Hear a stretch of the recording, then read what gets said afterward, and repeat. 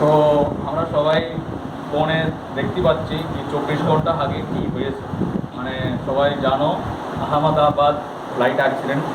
তো Ahmedabad to London যাওয়া Air India flight 171 I think, ওই number flight 36 second to 36 seconds ভিতরে হ্যাঁ সর্দার বল্লভভাই পটেল এয়ারপোর্টের থেকে লঞ্চ হয়ে ওই যে একটা মেডিকেল কলেজ উপরে হস্টেল ওই জায়গায় গিয়ে ক্র্যাশ হয়ে গেছে।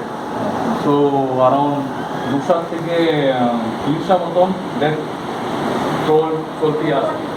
তো আমরা সবাই জানি এটা কত একটা মারাত্মক ঘটনা, কত লোকজন কত আশা নিয়ে লাইফ নেক্সট লেভেলে যাওয়ার জন্য হোক, কত বিজনেস তাদের জন্য হোক, কতজন এগিয়ে যাচ্ছিল লন্ডনে। আমাদের মানুষ অ্যারাউন্ড 150 জনের উপরে ইন্ডিয়ান মানুষ, আর ব্রিটিশ মানুষ around 40 people, around other country people around 20-30 people. তো আরও ওর সঙ্গে ফিউচার ডক্টরস, যে ডক্টরস আমাদের পরিষেবা দিচ্ছে, ওকে আমরা কিসের জন্য এতে আসি, সেই ডক্টরস ফিউচার ডক্টরস ওই অ্যাক্সিডেন্টে আমার কী বলবো ওদের জীবনটা ছেড়ে দিচ্ছে সবাই। এটা একটা মারাত্মক ঘটনা এভিয়েশন ইন্ডাস্ট্রিতে, সেটা একটা খুব একটা দুঃখিত দিন।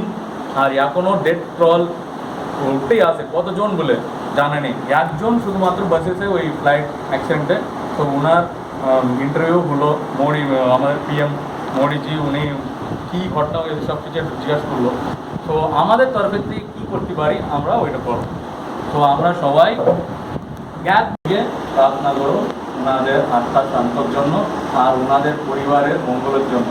আমরা যতই প্রার্থনা করি করি ওদের কত ইকুয়াল হবে জানা নেই, বাট সারা ইন্ডিয়া প্রার্থনা করবে, পুরো পৃথিবী প্রার্থনা করবে, আমরা আমাদের তরফ থেকে আমাদের প্রার্থনাটা করি।